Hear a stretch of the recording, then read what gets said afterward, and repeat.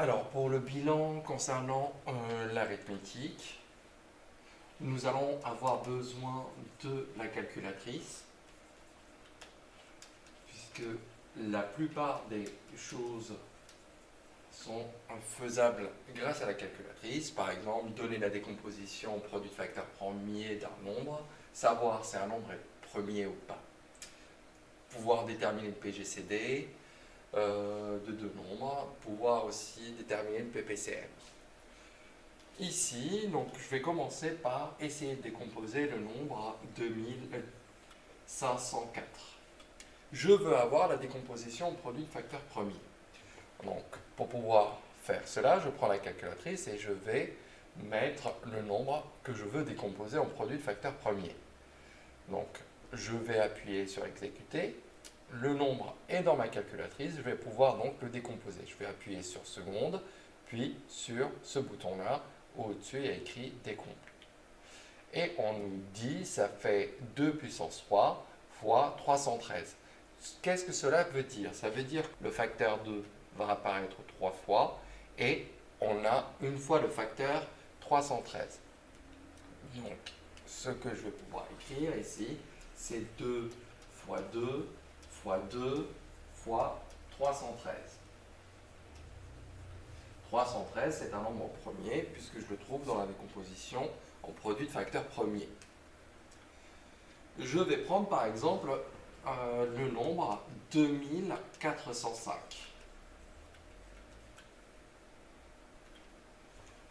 2405, je vais entrer ceci dans ma calculatrice, je vais appuyer sur exécuter, seconde, décomposer, et on a 5 fois 13 fois 37. 5 fois 13 fois 37. Et voilà. Ceci me permet d'avoir la décomposition au produit de facteur premier. Il y a aussi la possibilité de vérifier si un nombre est premier ou pas. Par exemple, que se passe-t-il si j'essaie de décomposer un nombre qui est déjà premier? 313 qui est un nombre premier, je vais appuyer sur exécuter, seconde, décomposer. Qu'est-ce qu'on a? On a 313, on n'arrive pas à le décomposer, ça veut dire que c'est un nombre premier. Donc pour vérifier qu'un nombre est premier, je tape sur la calculatrice, ce nombre-là, je vais appuyer sur exécuter, puis je vais essayer de le décomposer. Si je n'arrive pas à trouver une décomposition au produit de facteur premier, c'est que ce nombre-là est premier. Si je trouve une décomposition en produit de facteur premier, ça veut dire que ce nombre n'est pas premier, puisqu'il peut s'écrire sous forme d'un produit. Trouver le PGCD de deux nombres. Imaginons 36 et 84 par exemple. J'essaie de chercher le PGCD de ces deux nombres-là. Donc je vais appuyer sur seconde, puis sur le bouton calque, puisqu'au-dessus j'ai PGCD. Je vais taper le premier nombre. Je vais devoir séparer les deux nombres par un point virgule, non pas par une virgule décimale. Je vais appuyer donc sur seconde, puis sur 3. Ici, j'ai le point virgule qui apparaît sur la calculatrice. Je vais mettre le second nombre. Je ferme la parenthèse, j'exécute. Cela me fait 12. Grâce à la décomposition, je peux aussi avoir le PGCD.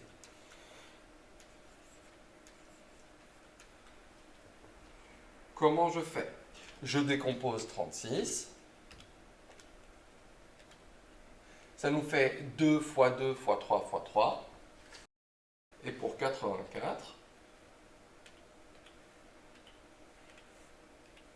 cela nous fait 2 fois 2 fois 3 fois 7. Qu'est-ce qui apparaît dans les deux listes? Dans les deux listes, j'ai un 2. J'ai un second 2. Et j'ai aussi 3 dans les deux listes. Donc, en voyant ce qu'il y a de commun, je peux déjà dire que le PGCD de deux nombres, ça va être 2 fois 2 fois 3. Ça va être le PGCD. 2 fois 2, ça nous fait 4, et 4 fois 3, ça nous fait 12. Et voilà, j'ai trouvé le PGCD grâce à la décomposition. Maintenant, si je cherche le PPCM, plus petit commun multiple. Comment je fais cela? Grâce à la décomposition. Ce que je vais faire, je vais écrire le 2 fois 2 fois 3 qui est en commun dans les deux listes et je regarde qu'est-ce que je n'ai pas de surligné dans chacune des deux listes. Dans la première liste, il y a un 3 et dans la deuxième liste, il y a un 7. En faisant ça, je vais pouvoir trouver le PPCM. C'est-à-dire, je vais prendre la calculatrice et je vais faire 2 fois 2 fois 3 fois 3 fois 7. Et je vais trouver un nombre qui est 252 et qui va être le PPCM des deux nombres, c'est-à-dire le plus petit commun multiple. Comment je trouve le PPCM des deux nombres grâce à la calculatrice directement, c'est-à-dire de 36 et de 84?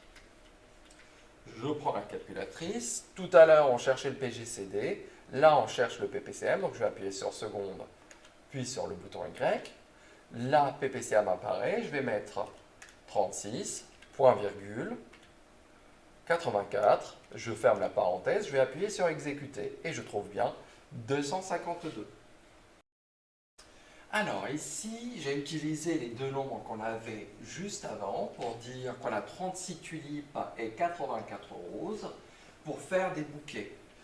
Une question qui m'est posée, quel est le nombre maximal de bouquets identiques en utilisant la totalité des fleurs? Si je veux utiliser la totalité des fleurs, ça veut dire que je veux avoir un reste nul, c'est-à-dire que le nombre de bouquets doit être un diviseur du nombre des fleurs. Dans ce cas-là, ce que je cherche le diviseur le plus grand, un diviseur commun. Finalement, dans ce genre d'exercice, ce que l'on cherche, ça va être le PGCD. Donc, on dit qu'on cherche le PGCD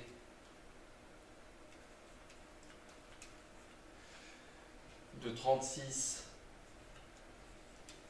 et 84. Donc ce que je vais écrire ici, par exemple, je vais donner la décomposition de 36, c'est 2 fois 2 fois 3 fois 3. Je m'en souviens encore, regardez bien, 36 secondes décomposées. Puis la décomposition de 84, 2 fois 2 fois 3 fois 7. Donc je rappelle, 84, je vais le décomposer. Ça fait 2 fois 2 fois 3 fois 7. Le PGCD, je le repère avec ce qu'il y a de commun. 2 fois 2 fois 3, c'est égal à 12. Je peux faire au maximum 12 bouquets identiques en utilisant la totalité des fleurs. Alors, pour la deuxième partie, si je cherche à savoir quelle est la composition de chaque bouquet, c'est-à-dire je veux savoir quel est le nombre de tulipes et quel est le nombre de roses dans chaque bouquet, grâce à la décomposition que j'ai faite avant, je peux déjà avoir la réponse. Pourquoi? Parce que 36, c'est 12 fois 3. Je l'ai ici, ce nombre-là. Et 84, ce n'est rien d'autre que 12 fois 7. Donc, dans chaque bouquet, il va y avoir 3 tulipes et 7 roses.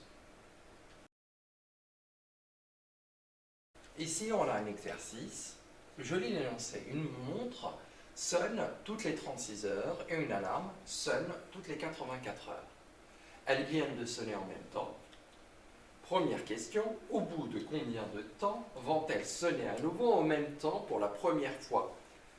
Deuxième question, combien de fois sonne la montre et l'alarme avant cette fois-ci, avant qu'elles sonnent pour la première fois ensemble? Quand on voit ça, regardez bien, elles sonnent toutes les 36 heures. La première fois, c'est 36. La deuxième fois, c'est au bout de 72 heures. Vous voyez bien, ici, on a un cycle. En fait, on a des multiples de 36. Et l'alarme va sonner la première fois au bout de 84 heures. La deuxième fois, c'est au bout de 168 heures, et ainsi de suite. Et vous voyez bien qu'on a des multiples de 84. Et on veut que les deux sonneries coïncident en même temps. Donc finalement, ce que je cherche un multiple commun à 36 et à 84. Donc si je cherche un multiple commun, j'essaye de trouver le PPCM puisqu'on nous dit pour la première fois, c'est-à-dire je cherche le premier moment, ça veut dire le plus petit multiple commun. Ici, donc, on cherche le PPCM. Je rappelle la décomposition de 36, 2 fois 2 fois 3 fois 3. Je rappelle la décomposition de 84, c'est-à-dire 2 fois 2 fois 3 fois 7. Je rappelle ici que ce qu'il y a de commun, c'est 2 fois 2 fois 3. C'est dans les deux listes.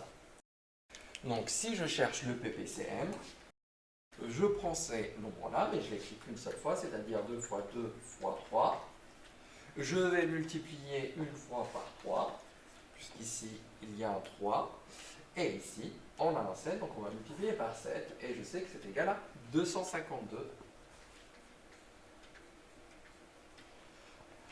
Donc, elles vont sonner simultanément au bout de 252 heures. Pour la deuxième question, ce que je vais faire, je vais diviser 252 par 36. Et je vais diviser 252 par 84. Cela va me donner le nombre de fois où la montre a sonné et le nombre de fois où l'alarme a sonné. Donc 252 divisé par 36, ce n'est rien d'autre que 7. Et 252 divisé par 84, ce n'est rien d'autre que 3. Ici, on a un résultat qui est égal à 7. Ici, on a un résultat qui est égal à 3. Donc, la montre aura sonné 7 fois et l'alarme aura sonné 3 fois.